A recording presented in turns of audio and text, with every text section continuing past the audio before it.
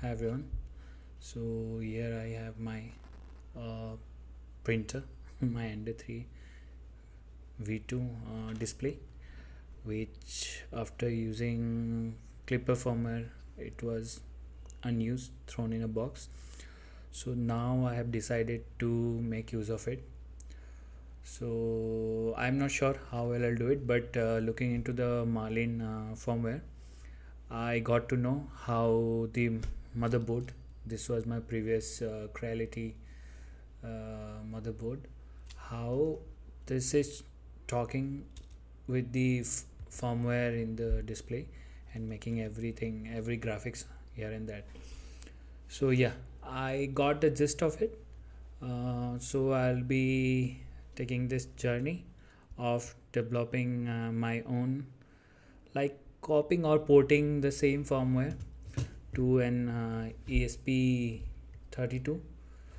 So why I chose ESP32 was because it has a Wi-Fi capability. So what I have decided to do is all the display firmware, like displaying all the display things, will be taken care of this ESP32, like controlling the display, drawing all the frames and all, and it will connect with my printer and it will capture the klipper stats, like printer stats, all over things, just like klipper screen using Moonraker APIs.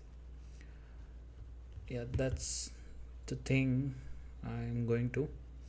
Right now I got the gist how I can access the Moonraker API to get the printer stats and how to communicate with the display firmware.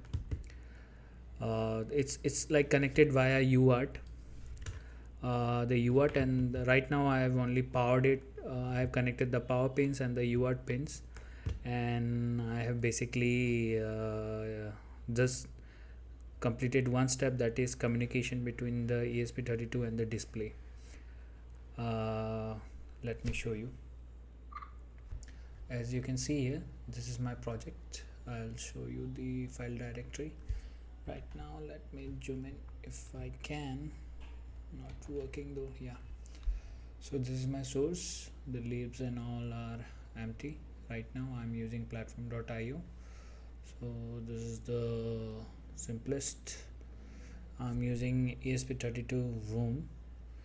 So yeah, I got this name only, but it's works, so let's go with it. And this is my main function. Right now what I have done is, I'll show you. If I go to monitor, okay, can I press so I am getting success. So what is this success is? So I'm doing a like this is the display, and what I'm doing here is I'm doing a handshake with the display. It's a simple function. What I am doing here is, I'll move everything to a new function where I'm initializing the UART. So here I'm initializing the UART. For this project, what I'm doing is I'm using UART2. So I'm using UART2 rather than UART0, because UART0 is used currently for sending, like uploading the program and all, right? So here I am setting everything up. Here what I'm doing is I'm creating a byte, like a data, and I'm actually, there is a buffer here. If you can see, where is that buffer? Yeah, this is the do send buffer. This is a temporary buffer. So this is the size. I need to understand what, actually I just copy pasted it from the Marlin firmware. So later on I will be explaining how much it is. Okay, so this is the buffer and this is the tail buffer. It's like every byte will have this at the very end, like whatever data I am sending. Suppose it's this array of bytes. At the end I need to have this one. So this is what the tail buffer does. Data buff is, I guess, what we receive.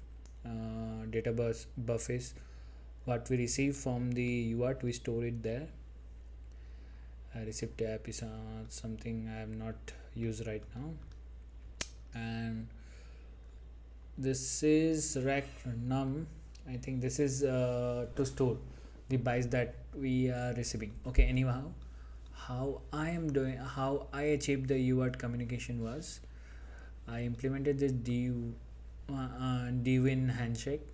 So first of all, it will initialize the UART. It configures the UART with the UART config. So we need to set the baud rate, what are the data bits, parity, stop bit, flow control, etc. That we can check out in later in the documentation as well. So now we need to set the UART pin. So for UART pin we need to specify which UART port we are. So we will be using port 2. So that's why you can say UART num2. The TX pin is GPIO 7 and 16. Yeah, then no change. UART pin no change. This is when calling UART pin, instead of GPIO number can be provided to keep currently allocated pin, to keep the currently allocated pin. Okay, cool. I have no idea what is it, but okay, no change. Then we need to install the UART driver. I'm not sure why it is used, but it is here. This is necessary. Later on I will understand and let everybody know why it's used. So now what we'll do is, after we have the UART initialization, we'll send out a hello byte. So what we are doing is, we in this function div byte, we will be just appending a byte to this send buffer at the location. Okay, every send buffer will have starting byte as AA or int 171. Okay, and after that we will append our byte, and at the very end we will have this. Okay, so how we are appending this is somewhat different. We are not appending. We will see how it works. So now we have appended AA. Now the buffer has AA and 00, right? Now what we'll do is, we will send this buffer. So what we are doing is, so we iterate over the 2 bytes, and we do a UART write, and the buffer, the location, and the number of bytes that we want to send, the size. As you can see, it's the size, data length to send. Then we wait for 1 microsecond. 1 microsecond. Yeah. After that, what we do is, we send this D1 buffer trailing buffer, the one that I mentioned before. So now currently we have only sent AA and 00. Now we will be sending CC, this 3 portion will be sending to the stream, UART stream. So this is the protocol, how how we can talk with the display firmware. So now after that, we can check if the TX buffer is drained, like all the until wait UART TX FIFO is empty, like somebody has already read, like somebody has done the reading from the FIFO buffer, TX FIFO buffer. So we will wait. This is just a macro. Just check the return value. If there is an error, it will print error message. Now after sending, what we'll do is, we will read the buffer. Okay, we'll wait for the data that will come back. Like we have sent some acknowledgement, we have sent some request to the display firmware. Now display will respond us back. So what display form, what we are doing is we are waiting here. What we'll do is we will see this function get buffer data length, get rx ring buffer cache data length. So whenever we receive some data in the UART, we have to call this. Then we can check if the buffer length is greater than 0. That means we receive some data, and this is we can ignore this for now. Then first of all we will get the buffer length, like the cache buffer length, ring buffer cache data length. Now using this UART read function, what we'll do is we will read the data in this data buff. So now, and we will be reading only 1 byte, as you can see, is the length, the data length. We will be reading only 1 at a time, and I think the period tick is timeout count in RTOS tick. Okay, we will try to read till 20 milliseconds. If till 20 milliseconds this read is not complete, then we will fail. So this length, the return value of this is the number of bytes read. If we can see error, the number of bytes read from the UART buffer. Cool.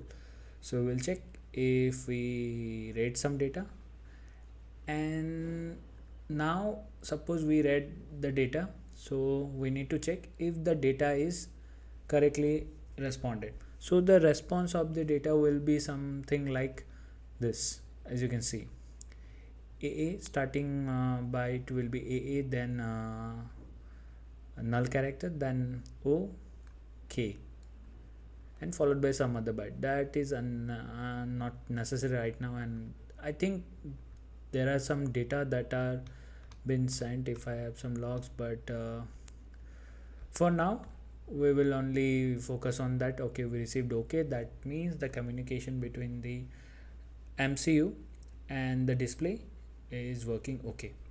So what we are doing is, if we don't receive the first byte as AA, we said that okay, this is invalid data. We zero out the data buffer, the receiving buffer. So this 0 macro is nothing but a memset. If you can see, this is the memset, and we continue again for reading again. If not, if we receive the correct buffer, correct data, we will wait for a delay of 10 millisecond, and we increment the rack num. It's like we are appending the byte on the data buffer. Like first we will append 0 AA, then this null character, then OK, then K, till we have something to read, and till the rec num is less than the size of the data buffer, that is the 26 character, if I remember correctly, where it is, yeah, 26 characters, right? If somehow the buffer length is less than equal to 0, less than 0, or the rec num exceeded the data buff size, the receive buffer size, we will just break out of while loop. Now we will check if rec num is greater than 3 and we received OK acknowledgement from the display. If we receive, then we will return true, otherwise we will return false. So that's what we are checking here.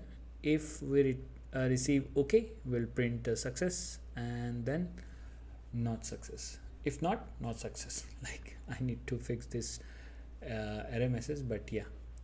So as you can see, my module, okay, so this is success. Okay, see, here you can see correctly. So here we are sending these values, AA00s, that is the byte we appended here, and CC is the trailing buffer. If we can see here, CC3300, I don't know why there is a 00 again.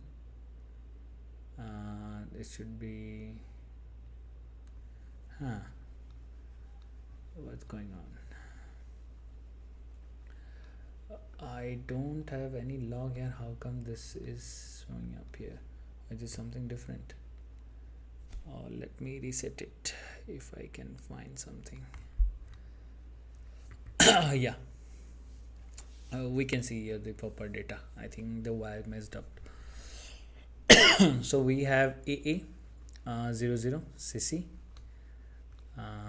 00 CC 33 C3 and C3. So this is our byte that we have sent, and we received some data. I think that's 8 length character, and there was an OK, so we printed success.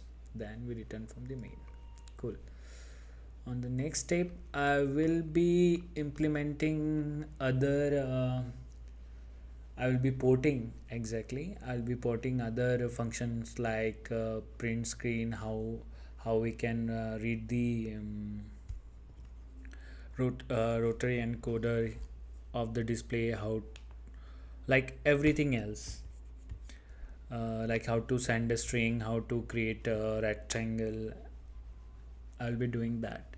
So for today, I was able to, it took me some time to figure out how to set up this UART for ESP using the ESP IDF, but it was done. That's a good start. Yeah. Okay.